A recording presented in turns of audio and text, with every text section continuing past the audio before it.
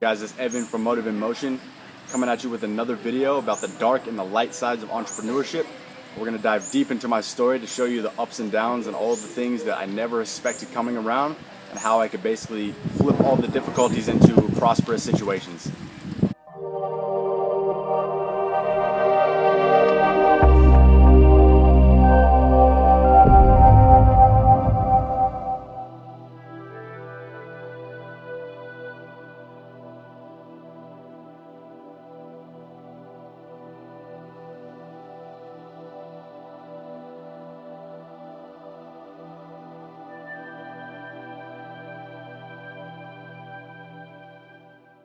What's up, guys? It's Evan from Motive in Motion coming at you with another video about the dark and the light sides of entrepreneurship.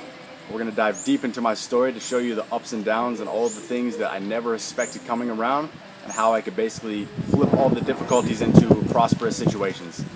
So I wanted to introduce this new concept. This is the first installment of what I'm calling personal lesson sessions. And this is exactly how I'm going to basically tell you what is up with my journey, what I've been doing, what I'm up to, what I've learned.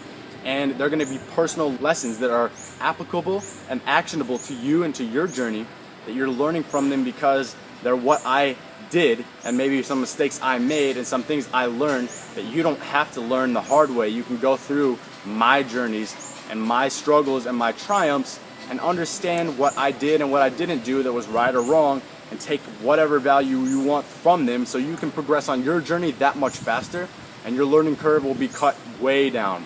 So this is a new installment. This is the very first installment, matter of fact, of personal lesson sessions. I hope you guys enjoy this series. If you do, like, share, comment on this video to say what's up and see how you like this stuff, what you want to see more, and subscribe to the channel to see these very first messages and videos in your inbox. You'll be the first to be notified for them and help the channel grow, learn more, learn about e-commerce, mindset, all about Motive in Motion and everything that you're starting up, and you'll be able to get that much further, that much faster. So first, what I'm going to start out by doing is going through the so-called dark situations and the things that I never foresaw before I just jumped into business and travel and self-education and being location independent and learning how to do business on my own and how to leverage resources and all these things. All the things that I kind of got blindsided by or I would have planned behind if I knew how to do it. And so these are basically like the sort of dark situations that I didn't ever see coming, but now I'm going to tell them to you. And tell you my experience with them, and then that way you can see them if they come up in your journey or something similar from a million miles ahead and be able to plan around with ease. The first major thing, it might come as a common sense thing, but I never really thought it was extremely important because I knew I was going to figure my way around, is that I only jumped into travel with about $3,000 in the bank, US.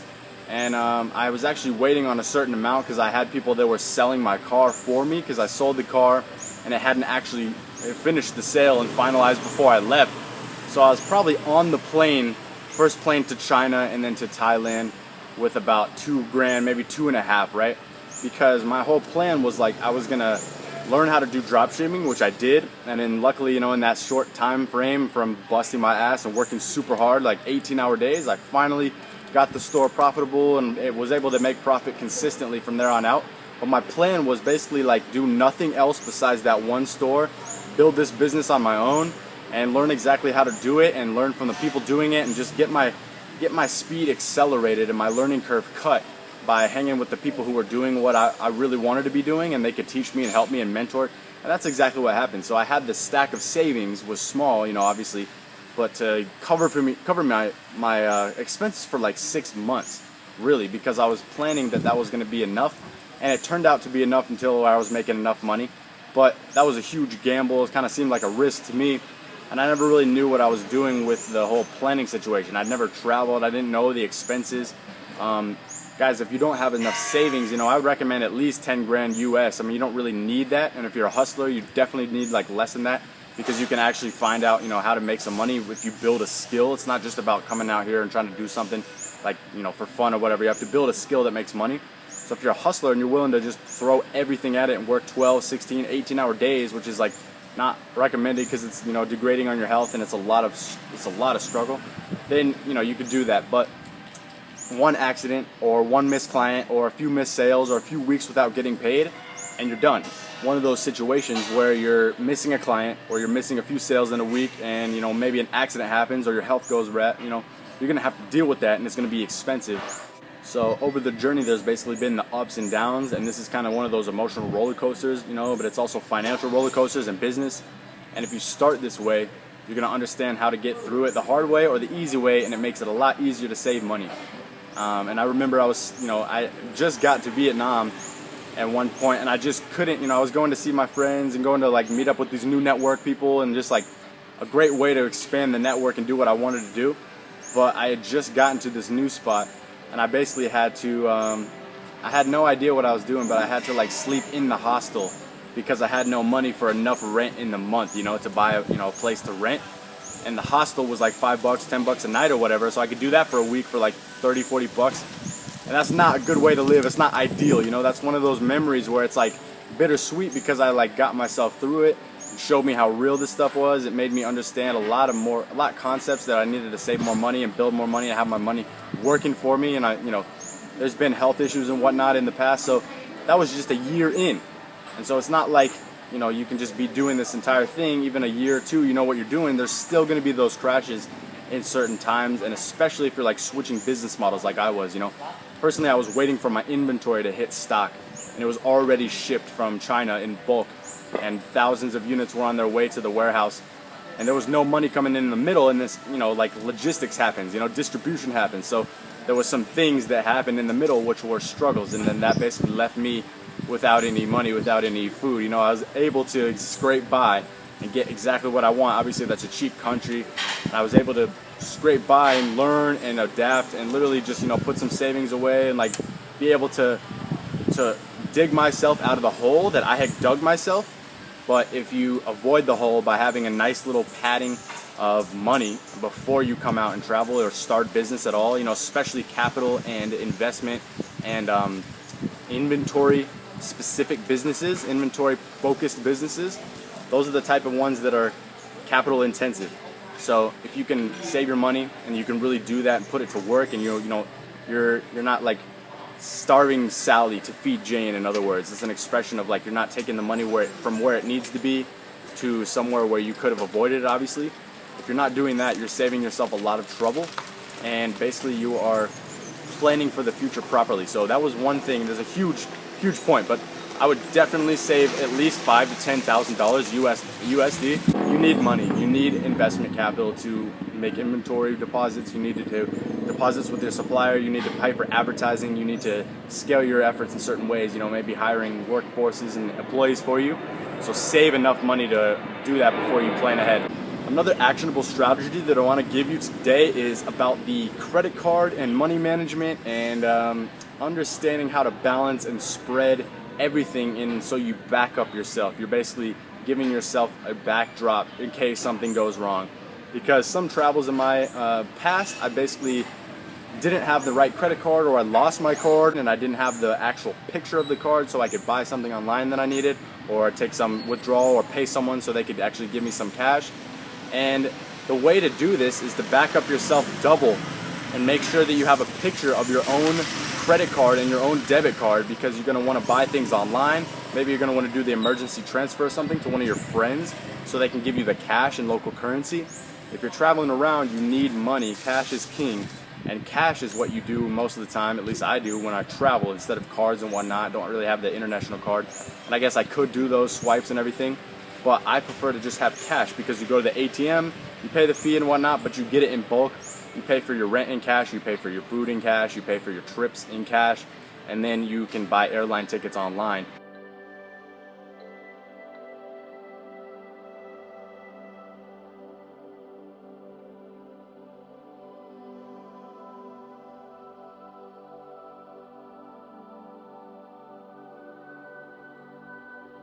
But the only thing that you really need is to have enough cash and have enough places. In other words, spread it out and over your bank accounts. And so you're not just like completely relying on one bank account, and you're not relying on one card. So have multiple cards, have multiple bank accounts attached to different cards, and then you'll be able to have that backup. I remember this one time I was going from Bali to somewhere else. I don't remember. The day that I was gonna leave, I had my passport and I had my documents and all the visa and everything. And then the ATM card ate my machine. Or sorry, the ATM machine ate my card. Wouldn't that be something? The card eats the whole machine. My machine ate my card, and then I had no money, and I had like no cards that were active, and I didn't even have a picture of my credit card. So you take the front and the back so you can actually buy something online, like I said, or you can, wire someone something from the bank so they can give you something in PayPal or whatever. You want to have something attached to your PayPal or your Venmo, or a way to give someone else money, so you can maybe lean on a friend who really is trustworthy, who can give you a quick spot of cash. Because if you're entering a new country, especially if you have to do a stamping fee while you're there in cash before you get out of immigration into the country, then you don't have any cash, you're screwed. Like you can't do anything. What are you gonna do? Sit like chill at the airport, So always make sure that you have your money managed in different ways. So you have multiple bank accounts, you have multiple cards, all of them have money in and on them. You have a PayPal account attached to at least a card that can give someone money if you need it, or they can, pay someone else or something. You can figure out some way, but you always want to have cash on hand. You always want to have a way to get cash on hand. I learned this the hard way. I had no money because the card was just eaten up by the ATM. I had no way to get money because no other active cards were in my wallet. And I can't just get them sent to the US immediately. I mean, it's going to take at least 24 hours, even of an express, but probably closer to 48.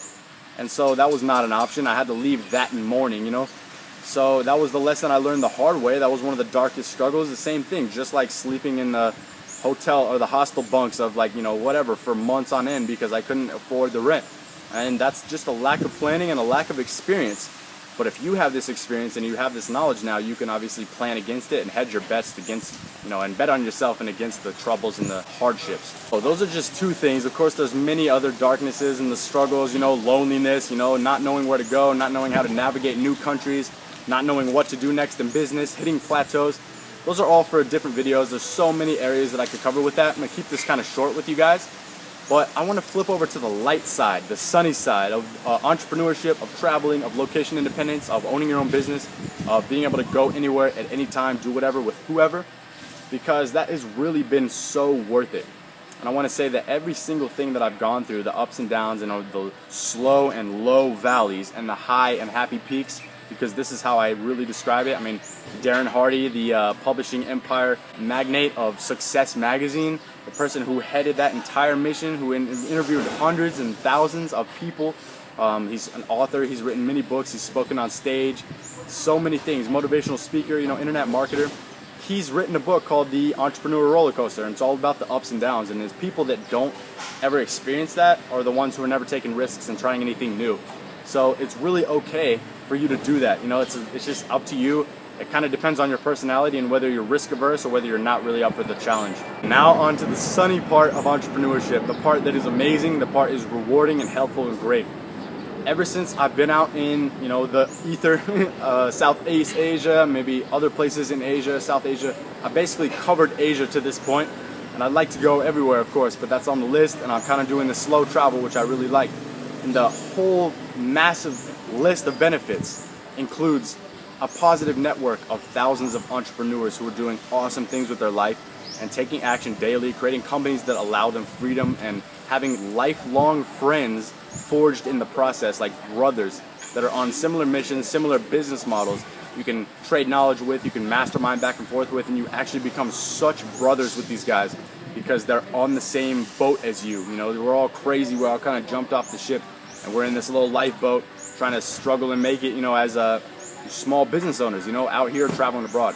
Another thing is the traveling. I've seen so many new countries and new cultures and met so many awesome people that are locals that I've never ever thought of meeting or never would have happenstance made that happen. There's just no way.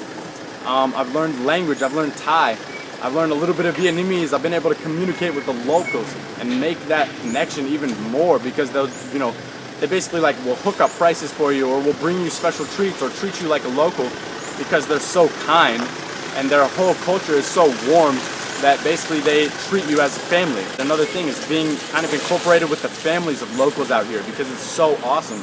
You can kind of be in with them and they will help you out and they will help you with where you're going and navigating the landscape that they're used to and you're just not. It's crazy to you, you know, they'll take you on trips. And if you're good to them, they will be good to you. They will take you where you want to go. They will rent you the motorbikes. They will rent you the cars. They will help you, you know, plan your trip out. Stay at different destinations that are good and nice and like proven. You know, they just know this stuff.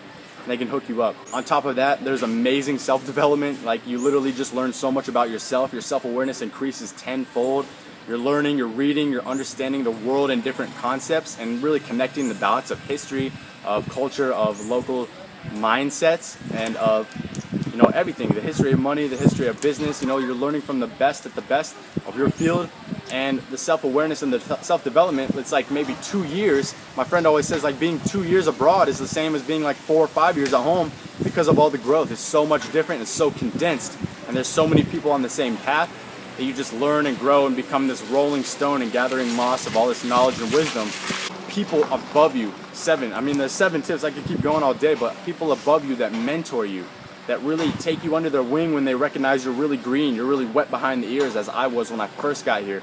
I had no idea what I was doing, and there was some seriously older people who were smart, established, and making money, and knew what they were doing, and they saw this young kid kind of coming out here like, what the hell is he doing? But I want to help him because he's actually serious and he's actually on the grind. And people who are like that, they will help you when you're serious and we're actually taking action, and they will just kind of shove off people who aren't doing anything, because they understand that that really is what it takes to make something happen. You know, another tip is the hustle that you learn, the necessity, especially if you're starting your own business, to hustle, not just work hard, but work smart, get leverage, understand the concepts and the fundamentals of your business, and really make sure that you're reading and learning from all the people above you. And then, like I said, getting mentors from these other people. You develop into this workaholic sometimes if you're not careful, but your work ethic increases in a good way if you manage it and balance it. So this video is getting close to like 17, 18 minutes. I want to just cut it off there. There's so much value. Stay tuned, these whole personal lesson sessions, because I got so much more for you coming in a short way, all right?